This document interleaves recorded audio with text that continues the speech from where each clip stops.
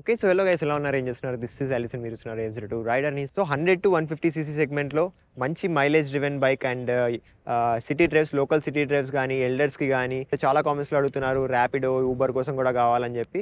వాటన్నిటికీ ఈ bike suit అవుతుందా లేదా ఇవన్నీ మనం ఎక్స్ప్లోర్ చేద్దాం. అండ్ నేను ఈరోజు తీసుకొచ్చేసాను హోండా SP125. ఈ సిరీస్లో మనం అన్ని మైలేజ్ డ్రివెన్ బైక్స్ని ఎక్స్ప్లోర్ చేద్దాం. అండ్ ఈ బైక్ మనకు అన్ని యూటిలిటీస్కి మనకు పనికొస్తుందా లేదా ఇవంతా ఎక్స్ప్లోర్ చేద్దాం. సో చలో let's get into the video.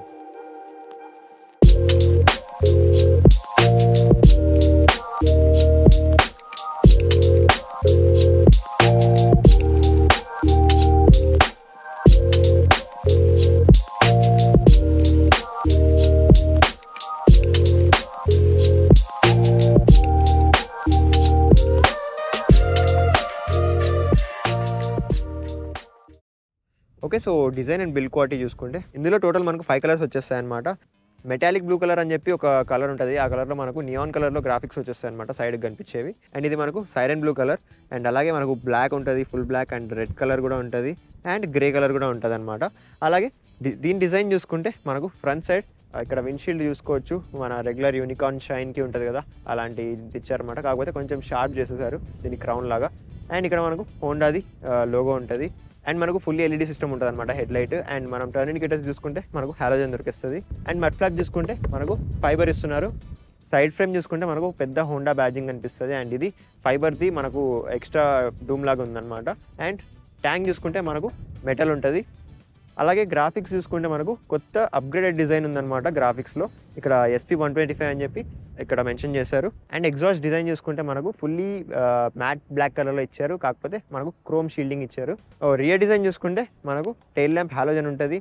అలాగే టర్న్ ఇండికేటర్స్ కూడా మనకు హాలోజన్ ఇచ్చేస్తారు. అండ్ మంచి స్టడీ క్వాలిటీతో ఉన్నాయి ఇవి. అలాగే గ్రాబ్ బార్ చూసుకోవచ్చు, మెటల్ ఇస్తున్నారు. సీట్ చూసుకుంటే సీట్ కూడా కంఫర్టబుల్గా ఉంది. ఇక్కడ చూసుకుంటే మనకు కిక్ స్టార్ట్ కూడా ఉంటుంది దీనికి. అండ్ ఇక్కడ కార్బన్ ఫైబర్ లాగా మనకు డిజైన్ ఉంది. ఇంజిన్ అండ్ పర్ఫార్మెన్స్ చూసుకుంటే దీన్ని మనకు 123.4 cc దొరికిస్తుంది.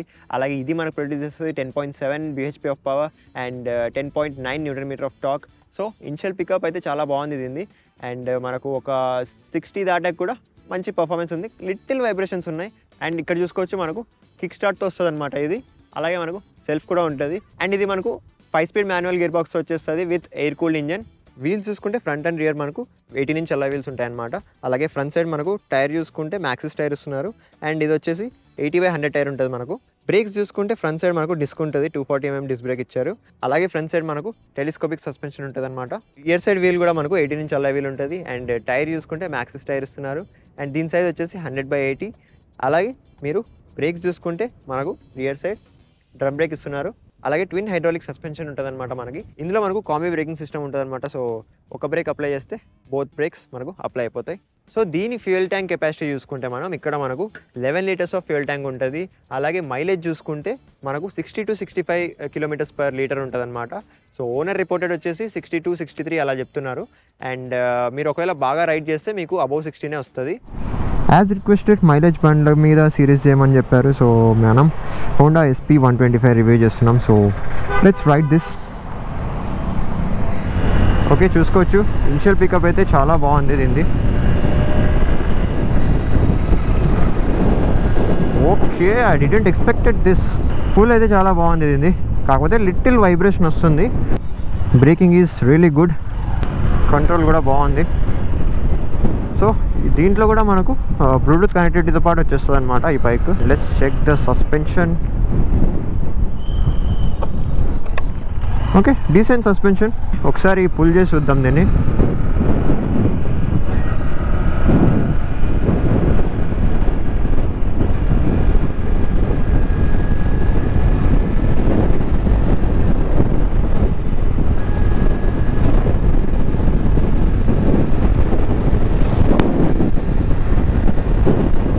ఓకే, పవర్ఫుల్ ఉంది బైక్ అయితే.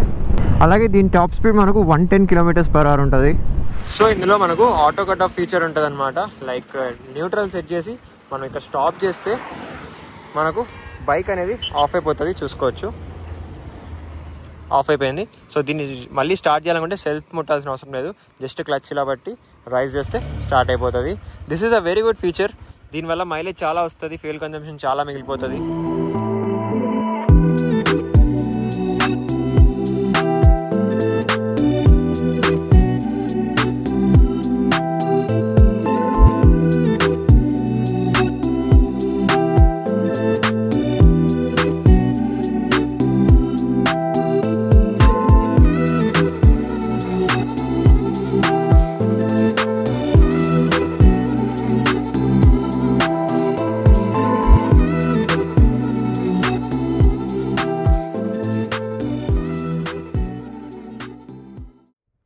బైక్ ఇన్స్ట్రుమెంటల్ క్లస్టర్ ఎలా ఉందో ఒకసారి చూద్దాం మనం.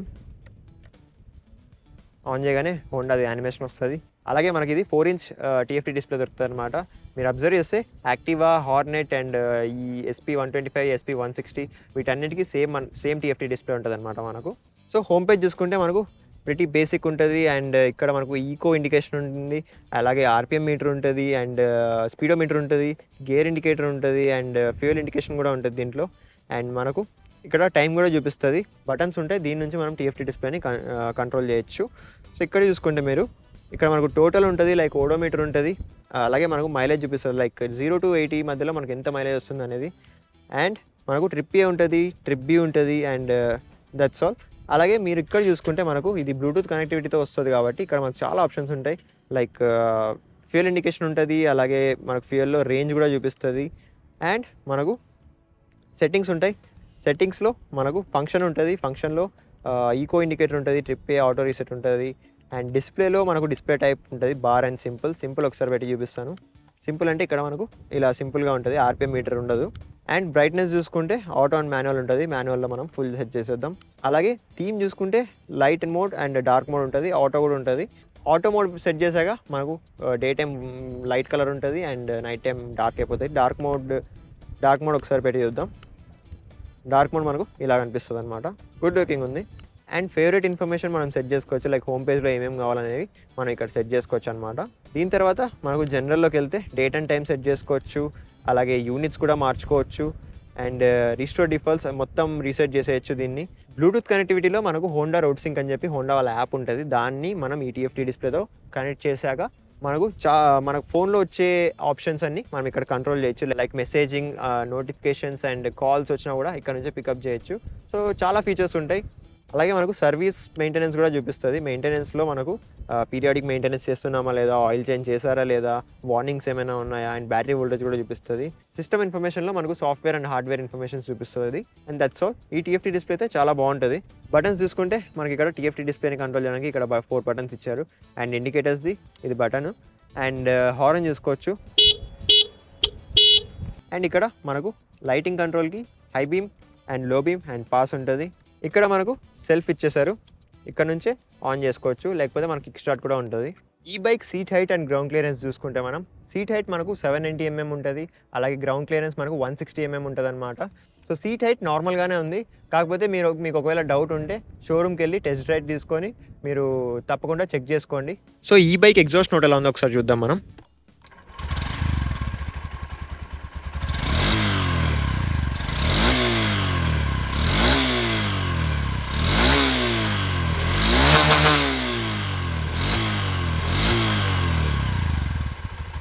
చూసుకోవచ్చు మనకి ఇది సైలెంట్ స్టార్ట్ టెక్నాలజీతో ఉంటుంది అనమాట.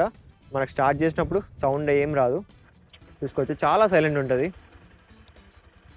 అండ్ అలాగే మనకు ఇది OBD2B కాంప్లిమెంట్తో వస్తుంది అనమాట. లైక్ మనకు ఇంజన్లో ఏదైనా ఇష్యూస్ ఉన్నా కానీ, ఆయిల్ లీకేజ్ ఉన్నా కానీ, ఏమున్నా కానీ మనకు ఇక్కడ డిస్ప్లేలో చూపించేస్తుంది. సో ఇది చాలా మంచి ఫీచర్ హోండా నుంచి. హోండాలో ఉన్న అన్ని బైక్స్కి ఇది ఇస్తున్నారనమాట.